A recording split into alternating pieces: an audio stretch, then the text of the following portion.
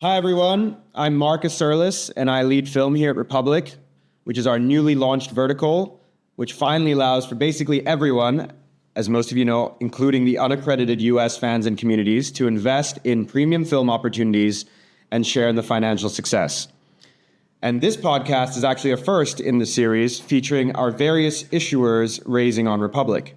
It's a chance to hear directly from the founders raising on the platform and have a conversation about their industry today, their vision, and how their offering is uniquely addressing various pain points in their work. So it's very fitting that our first podcast in the series is about entertainment. But before I introduce our esteemed and very entertaining guest, I just wanted to say a few words about the newly launched film vertical at Republic. Over the last few years, I've been working on new ways to finance film and TV. And as a producer, pitching shows and financing films, attending festivals, reading the news, it's become clear that filmmakers and audiences are craving something new and that the entertainment industry is ripe for change. This idea of giving fans, everyday fans and communities, the opportunity to invest in film projects is a dream that I, and actually Sam and I, have been developing for a few years now. It's a way for film fans to have a seat at the table alongside traditional investors and institutions to invest and basically, in a way, to greenlight what gets made and to have equity in that project too. This can apply to films in all their stages, from development to packaged films ready for production, even to debt financing of distribution and marketing expenses, equity into studios, like Skybound last year, which raised $18 million on Republic. And today, Sam and I will discuss how we truly feel that this new way of doing things can cause a sea change in the current film and entertainment system today. Ultimately, I believe that when you empower fans to support the movies they want to see, you can also boost the bottom line of these films, because invested audiences, they generate buzz, they drive ticket sales. They can also, through organic marketing, reduce the marketing costs when they tell their friends and families to go see the film. And this all accelerates the path to profits. And it also helps filmmakers, because having a community of investors behind a film means that producers can have more leverage with buyers and greater creative control of licensing their IP, et cetera, leading to better deal making and better movies. So now, to introduce our VIP guest, issuer, partner, friend on today's show, Sam Pressman. Sam is the CEO of Pressman Film, a company started by the legendary producer Edward R. Pressman. You may recognize some of the movies that the Pressmans have produced over the last 50 years: Wall Street, American Psycho, The Crow, Badlands, Bad Lieutenant, Thank You for Smoking, Conan the Barbarian, those Judge Dredd and Street Fighter movies in the 90s, Reversal of Fortune, Phantom of the Paradise. I mean, are you kidding me? So many great films. Ed Pressman, of course, pioneered the independent film model in the 80s and 90s. And now Sam is continuing that legacy with his company by pioneering filmmaking through technologies such as VR, AI, and of course, what we are doing at Republic, inviting you, the community, the audience, the film fan, to invest in the next generation of cult hits together. So welcome, my dear film maestro and mensch, Sam Pressman.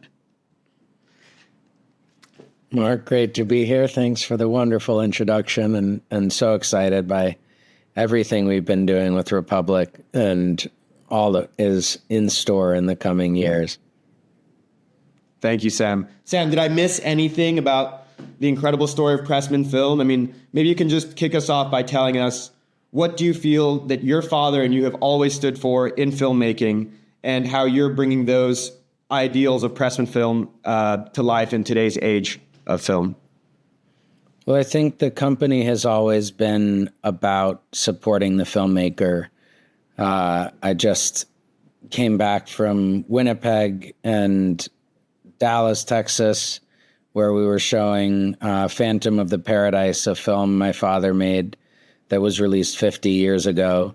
The film was shot in Dallas, and we showed the film in the very theater that all of the staged live concert footage was shot. And the experience of being in the audiences where a movie 50 years after its release is so... It was unreal, the passion that fans in Winnipeg and fans in Dallas, people traveled from all over. People traveled from the UK. People traveled from El Salvador.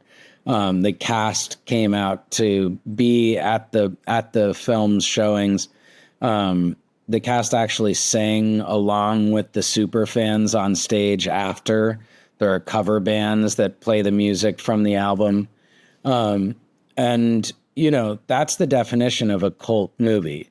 And when the fans make it their own. And somehow I think our company has made, as you described, you listed about 6 films, but there's so many movies that my father and our company produced that had real cult lasting impact. And I think that that's achieved by really meaningfully championing the filmmaker and being willing to tell stories that are for mature audiences, that are challenging, that are at their core aware of where we are as a society, whether we're looking back or forwards into the future.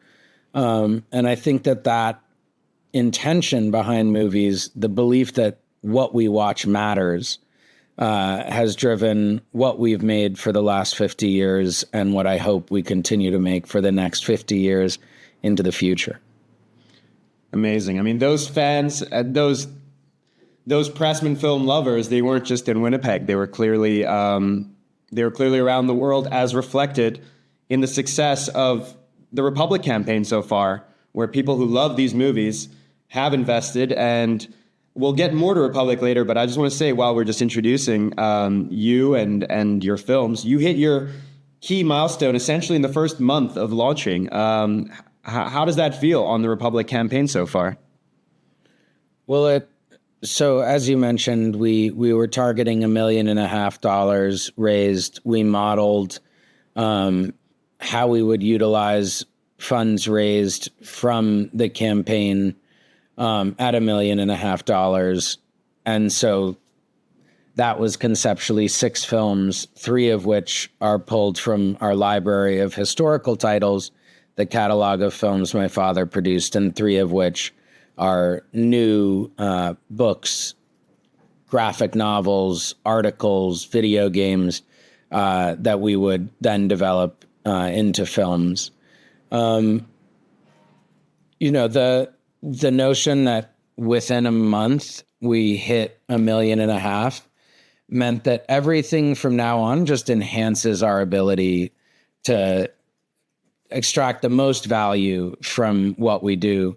But it really, it said to me that taking this chance, being willing to be the first company to raise a Slate financing model on Republic as a securitized token, that we're onto something. And I think that the entire space, I was just at the Avalanche summit down in Buenos Aires, and the amount of conversations around, on-chain securitized tokens was really, again, very affirming, because it suggests that we are on the new wave. We are pushing into both what Hollywood needs as well as what the Web3 community needs, which is more transparency and really grounding in a commodity, film, which has an inherent value to it. And the fact that it's on-chain allows us to directly account to all investors immediately, with Republic functioning as the fiduciary to make sure that all investors are accounted to directly and with equity and transparency. Brilliant. Sorry, my mic was just on mute there. And I want to definitely dive into a little bit to get into that in a second as well. But, just to take a little step back, film and Hollywood are very unique and probably new industries to most of the Republic community, even the public community. I mean, I think, Hollywood has that mystique around it. And I'd love if you could define for us what a production company like Pressman Film does, the type of position where it sits in the entertainment system. So an independent producer is ultimately responsible for all aspects of a film.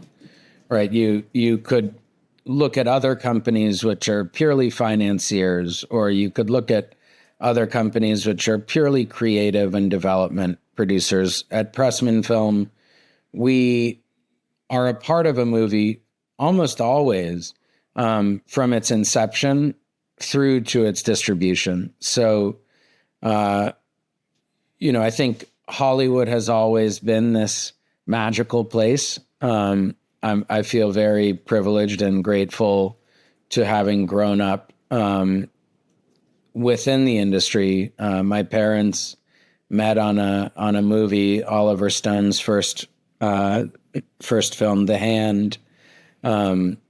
Michael Caine plays a comic book artist whose hand is knocked off and turns into a great thrilling horror film. But growing up, listening to my father on phone calls from the very beginning of my memories, sitting in the back of a car and listening to him making deals, he lived to work. He lived to make movies. And getting to have that inside perspective, getting to meet these luminary filmmakers and actors, and realize how in-depth the process of making a film is part of what drove me to want to expand the circle and make filmmaking more accessible. Because I think once people realize how much goes into a movie, the degree of appreciation of that film increases. I think we live in this time where the media landscape has changed so much. You have, YouTubers or TikTokers who make a video in 2 hours and have it seen by millions of people around the world almost immediately. Whereas film is this slow gestating process of artistic creation that involves hundreds or even thousands of people and thousands upon thousands of hours to create it.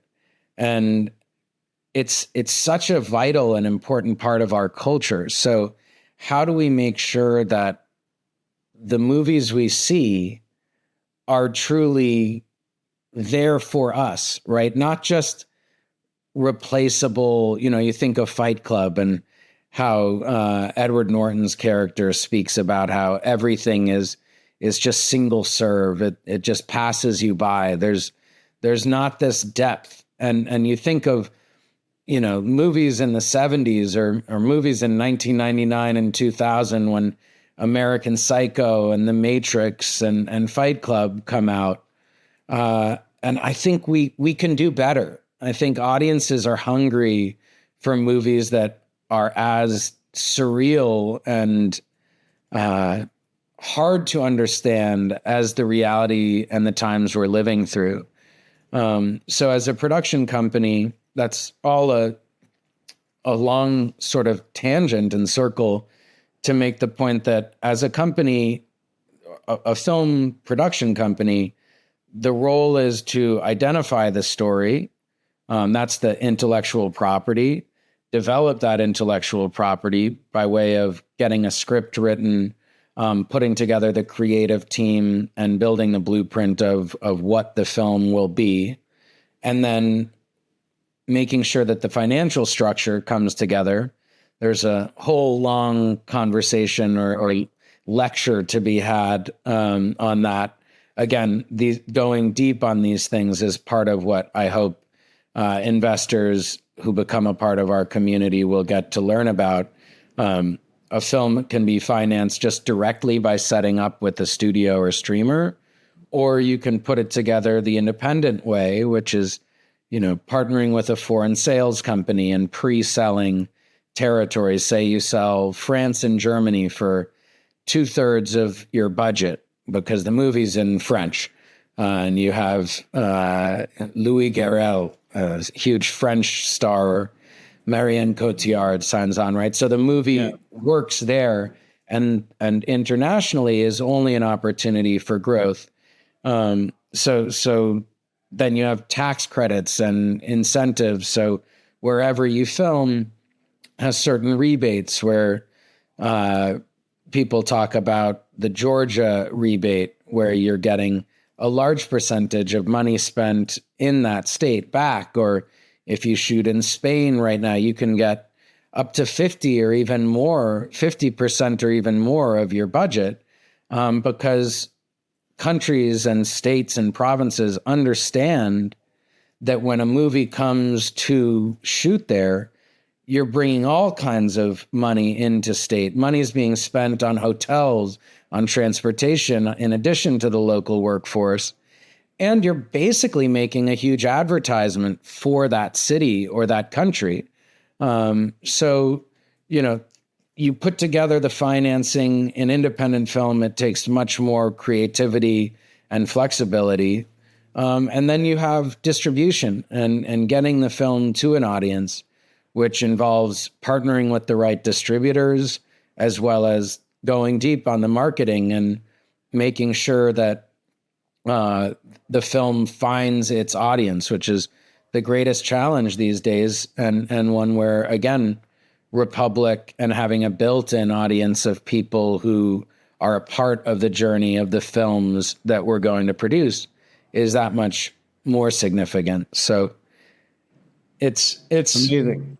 It's such a joy having to balance all these different skills and all these, different aspects of industry, but it's a magical thing in the movie world.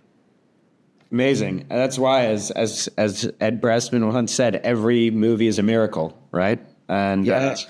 all these pieces come into play. But you touched on, that was great, and you touched exactly on something that is the focus of this Republic campaign, the development financing piece of the equation and what Pressman is including the community on. And it sounds like a really big piece of the equation. So I'd love to bestow further the gargantuan task of explaining. Well, you have explained sort of development financing, but maybe a little bit more on why it's important to keep that independent. Why not do it with a studio? How are you doing development financing in this case?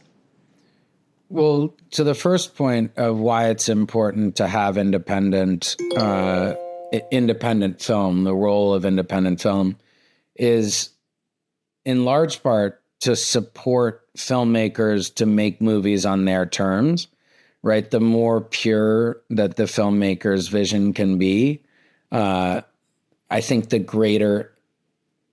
It's like concentrating fire. If you have an idea for a movie, it's like this little ember, this little spark. And as that becomes a script, it becomes a flame. And the producer's job is to protect that flame and not allow it to be extinguished, because there's so many forces, there's so many winds that push against allowing a film to be what the filmmaker dreamt when they first thought of the idea. So oftentimes emerging filmmakers are given their first chance in the independent space. So, to cultivate a new generation of Francis Ford Coppola's and Clint Eastwood's and Brian De Palma's and Terrence Malick's and Steven Spielberg's, right? So many of these legends came about in what was called New Hollywood in the 70s and into the 80s. And I think that independent film has this moment of opportunity right now to try to build a new ecosystem and a new way of relating to audiences.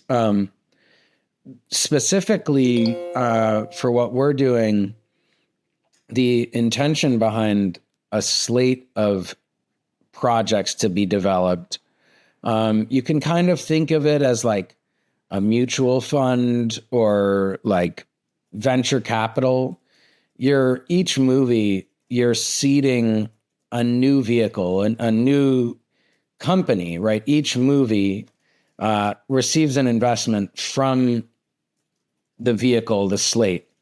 Sorry, I'm going to turn my notifications off because I'm just blowing up with messages. It's the internet approving everything you're saying. Thank you, internet gods.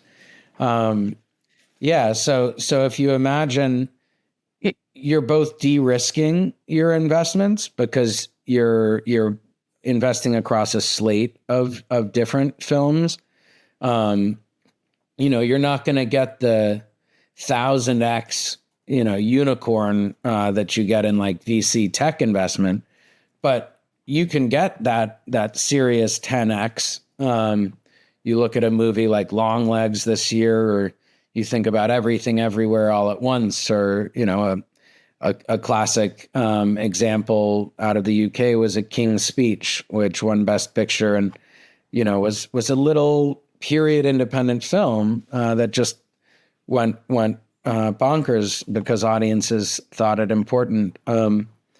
So you're playing kind of a field, and the added value here to an investor is you're getting insight into multiple movies. You're getting to watch romantic comedy come into the world. You're getting to see a genre horror film come into the world and see how these different genres and these different modes of production and distribution teach you about how this industry works.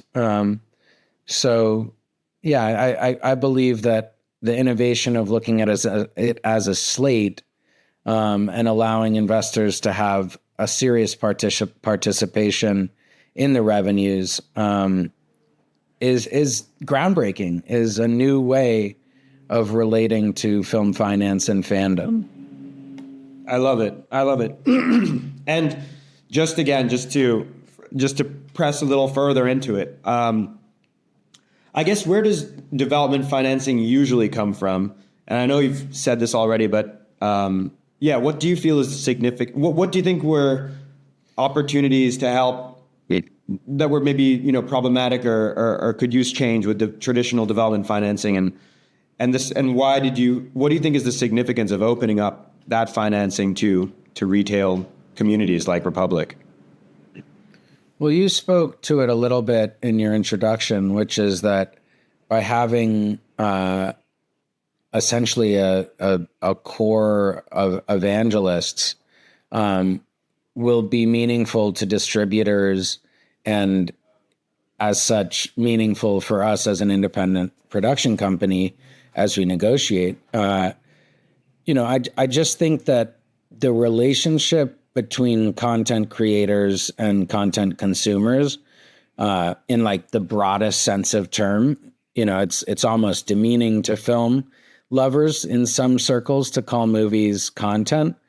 But in actuality, we're all a motion picture industry, right? Like, people seem to think that we're all in different vectors or different lanes. And in truth, part of where Hollywood is failing is realizing how to monetize and how to connect with these new audiences and new ways of creating, right? I think, a big picture intention of making film into a publicly tradable asset is that there are certain tertiary creations that a movie has, right? Like, there is the film you watch in a theater or on your home video center. And then there's all of the value propositions of the online, like, behind the scenes content, or the poster, or, the intangible experience of walking a red carpet, or being a part of a special screening, or meeting a filmmaker you love, right? The world of movies is far more expansive than just watching the film, and Hollywood needs to somehow give value to the fans' participation, right? You have, for example, influencers who create merchandise around film, right? There are these accounts that have 15,000 or 2.5 million followers. And oftentimes one of the biggest places where they monetize their following is to create limited edition merchandise for movies they love. Now, 3, 4, 5 years ago, a lot of that was done unlicensed. Like they were kind of pirate Instagram accounts that would like create 2,000 t-shirts, put it up online, sell them out in one night, take it down, and hope that they didn't get caught. Flash forward to now, the companies like Neon or A24, they've realized, or Sony Pictures Classic or Universal, right? From small to big, they've realized that that fan engagement is valuable because anyone wearing a t-shirt for the substance is essentially a walking advertisement for their movie. And so you get, 3 value additions to the movie. First, that influencer is posting saying, hey, check out this cool t-shirt for the substance. Then you have the fan who buys that t-shirt and the super fan as well as the IP owner get money from that sale. And then that super fan wears that shirt out on the streets and people just see it out in the world. I'm actually wearing an American Psycho shirt right now. Is that a Japanese? What is that? They're a brand called Rucking Fountain. They started out as this like pirate outfit, just made really cool designs. They did something for Phantom of the Paradise, which a friend bought for me. And that was like before they were doing it legit. And now, we are part of merchandising certain films with our partners. Yeah. And, that type of participation, I think, is something that by bringing film finance on chain, you literally create a community that owns a share of whatever is being made by that community, putting that money to work and allowing a community to profit off of their investment and their belief in a company or an IP. Totally. And it's super interesting that a production company is in charge from, the early stages of development to finding that distributor, that home for the film. And of course, the amazing thing about distribution companies, their whole job is to find and distribute that film to the largest audience.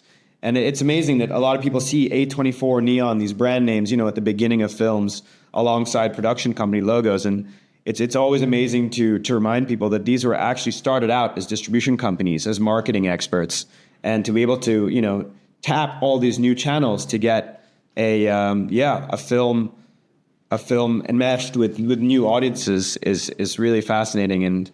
And you get more and more new ways of doing that now as well. Totally.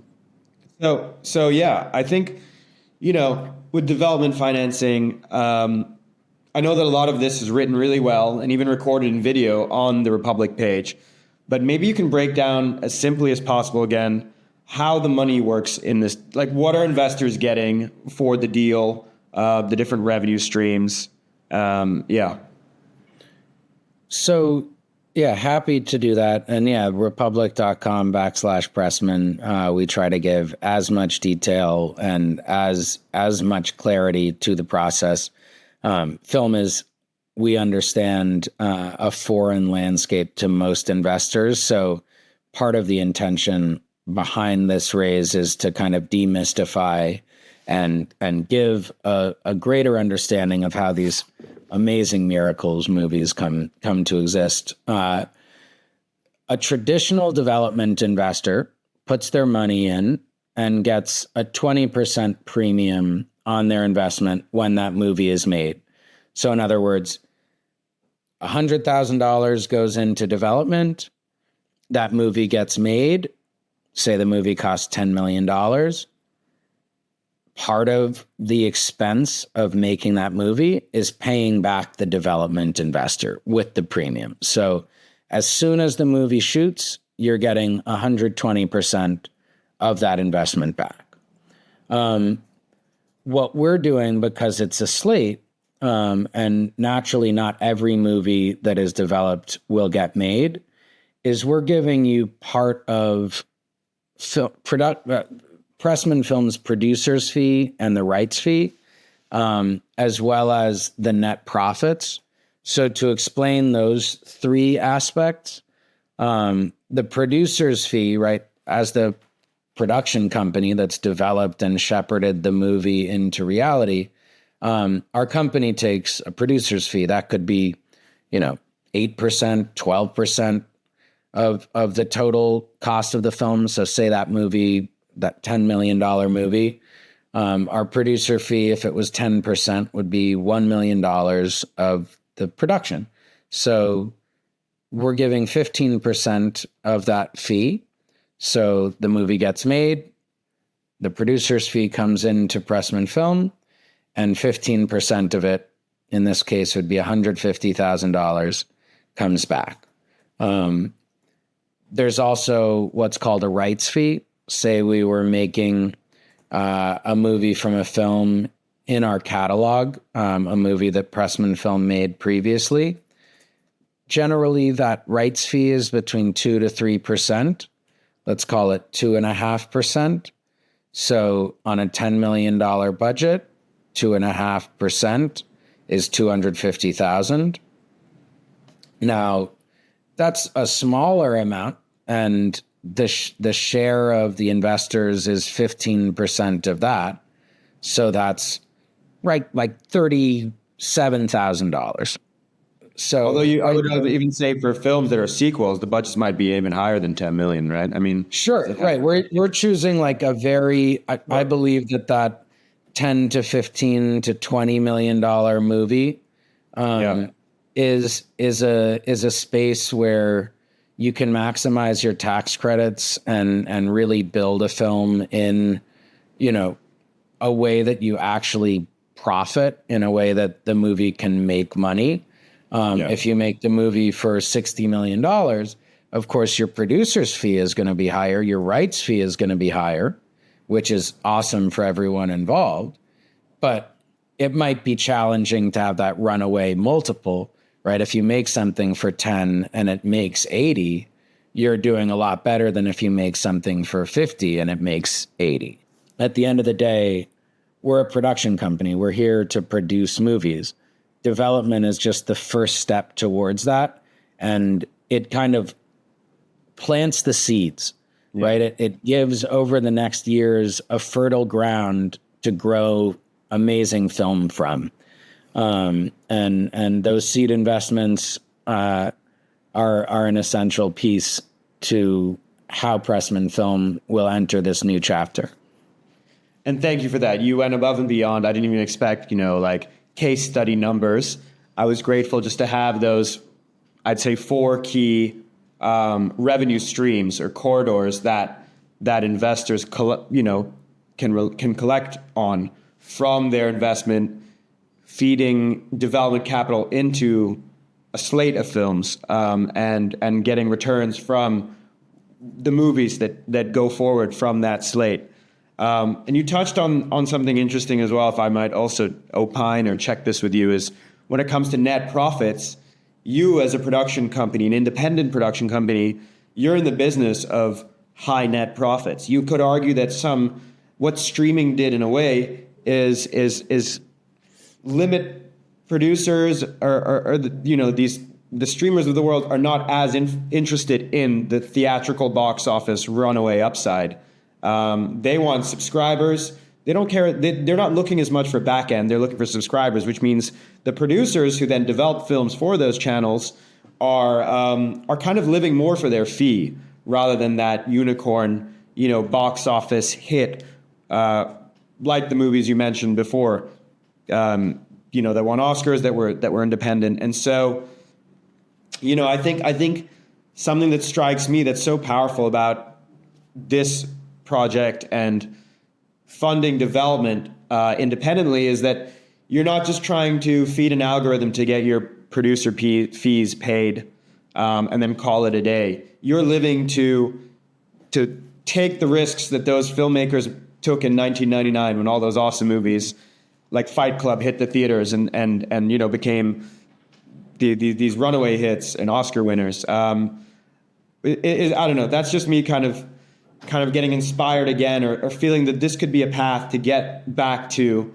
those great films. I heard a quote the other day that 1999 was such a significant year because in the year 2000, Spider-Man came out, and you could argue that sort of changed the landscape of like independent filmmaking versus the big Marvel tentpoles, which of course have a place, and streamer films have a place, especially for breakout directors in some ways. But you at the end of the day, you want to be taking bold risks to get bold upside. I don't know. Is that something that resonates? Yeah, I think the industry, I'm very hopeful. I see a lot of opportunity in this moment for independent film producers, because what you had happen was the streamers entered, they changed the essential equation of how a film, how a producer makes their money. As you said, you don't have DVD sales, you don't have VHS sales, which were very lucrative for producers on the long-term value of a movie. And they spent so much money that everyone was like, oh, this is great, let's not complain. So the studios started making less movies because they couldn't compete with the streamer. And now, because the projections of growth and the value of a subscriber is not quite what all of the streaming companies were battling over, now the streamers have had to contract. So you combine the studios becoming smaller and producing less films with the streamers making the decision to make less films. And in both, they've fired a lot of amazingly talented people within their systems. It's not as if we're not watching as many movies, right? People watch so many films because they're accessible at the click of one button.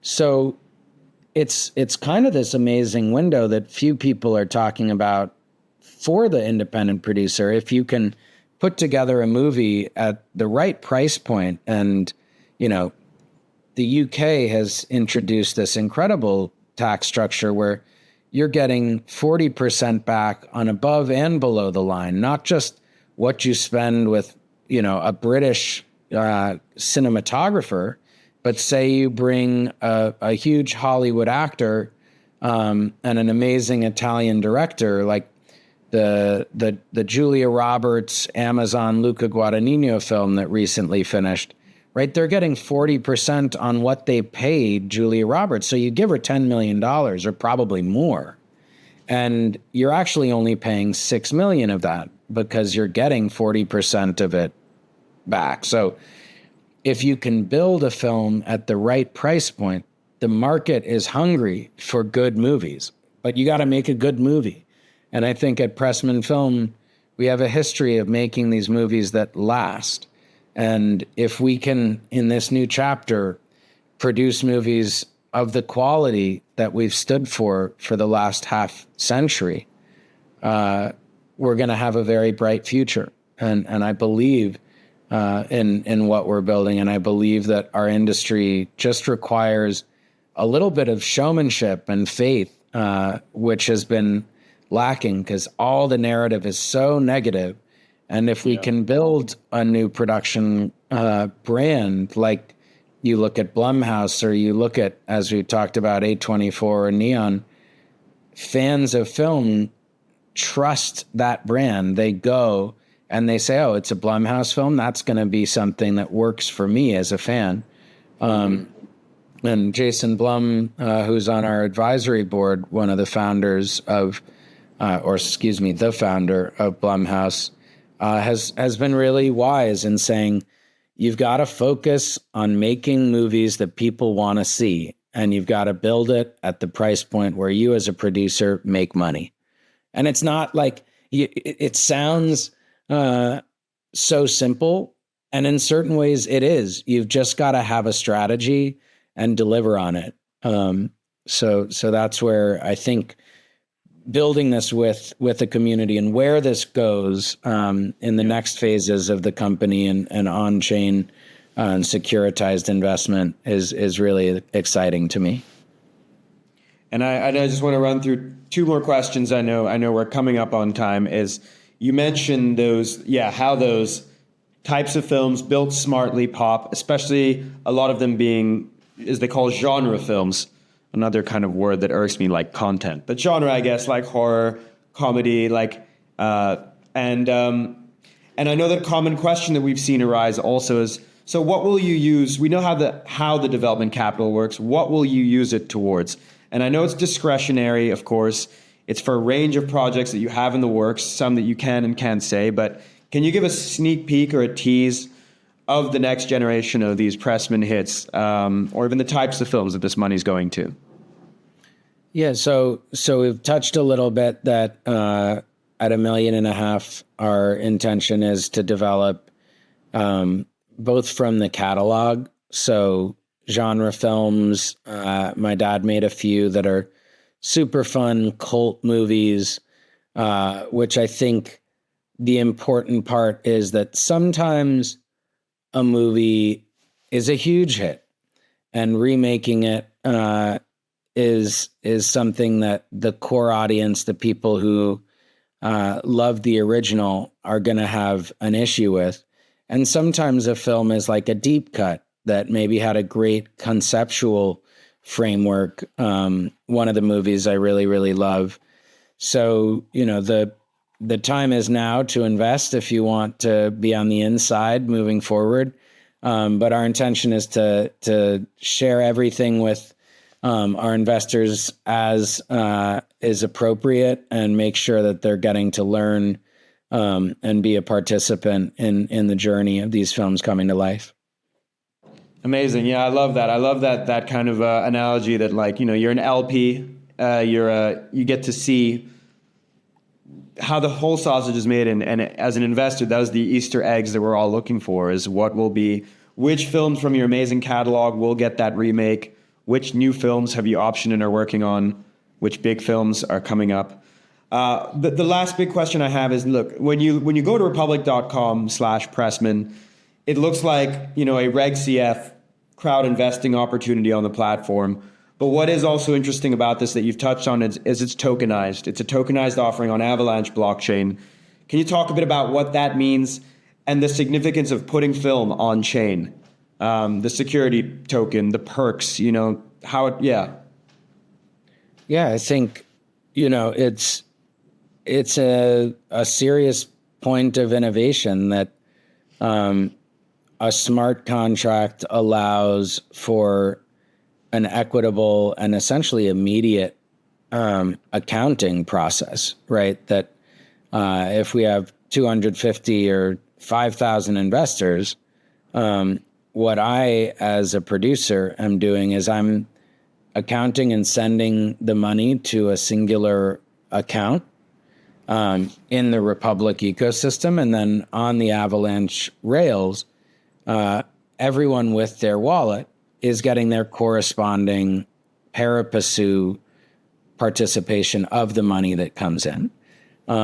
So to look at this as a new way of building a financial relationship with the investors, this could work in a private format as well, where we have a simultaneous Reg D offering, which allows accredited investors to put in money completely on chain in USDC. And so in that circumstance, one could use Republic to do an offering that's, a traditional accredited investor organization, which does not have a $5 million cap, right? With what we're doing in development, you're capped at 5 million because of the Reg CF. The plus side is we're able to receive investments of just $200 from unaccredited investors. So, I think there is going to be some really great opportunities for innovation in on-chain financing.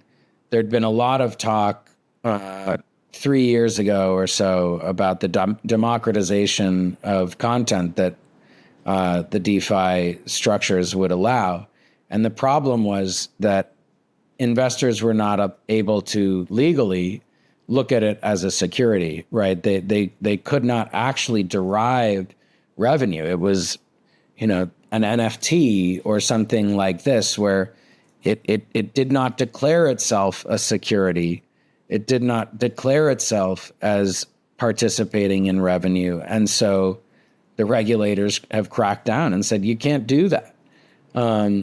What I think is so incredible about Republic, and much respect, Marc, to you and all the work that's been done by your team and our lawyers, is to make sure that we're doing this above board and can kind of be a beacon for how this new way of financing film, but also any security, can be brought on chain, and in so doing, make the payouts more transparent, more equitable, and more efficient. So, really grateful to all the work. This took us a long time to get here, and I'm very excited and honored to go out and deliver to our investors.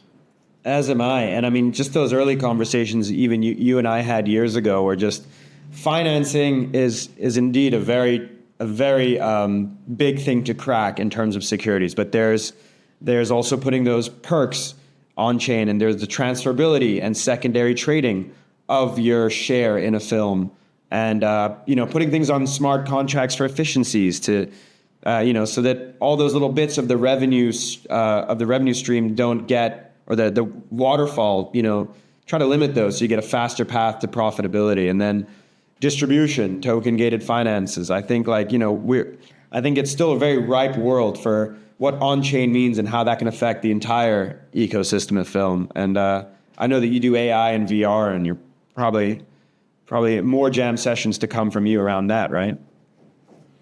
Yeah, I think, again, that's a whole nother layer of it. We have, so much to do in understanding what the motion picture, the art and science of the motion picture will become and evolve to. So amazing. Yeah, very excited about all the things the future holds. So I know you have to go run and make a movie instead of just talking to us nerds here. But Sam, okay, last question, fun question. If you could make the ultimate Pressman epic, the Dreamcast concept, infinite resources, can you pitch us an elevator pitch movie? What would that be? Feel free to do some of the voices in it as well. You can throw me a voice part as well. It's I would make a Werner Herzog directed Hanna-Barbera universe metaverse film where you've got Johnny Quest and the Jetsons and Thundercats all playing around, and you're playing Australian Lion-O. And I'm playing Werner Herzog, Johnny Quest, or I don't know. I love it, Mike. So how would you introduce that film? Action comedy. You threw me off with that question. I hadn't thought about it, but the Flintstones in the same world as the Jetsons, and making an action comedy that just keeps going for a thousand. And so how would Werner Herzog open that film? If I'm the Australian guy, what is the narration? Go ahead. In a world where the Republic of Cinema has brought all of the most fun characters, the darkest abysses of soul, into the light of joy and cinematic playground of pleasure, here we begin our famous story. All trailers should be in that voice. Actually, this whole podcast should have been in these voices. So next time, let's do it again. We'll do the next time. Yeah. Thank you for having me on, Marc. Thank you. All right. Congratulations on everything. And, if you're an investor, you'll be seeing and hearing a lot more of Sam Pressman soon. Thank you for the time. Good luck. This was great. Lots of love. Cheers, Mark. Lots of love.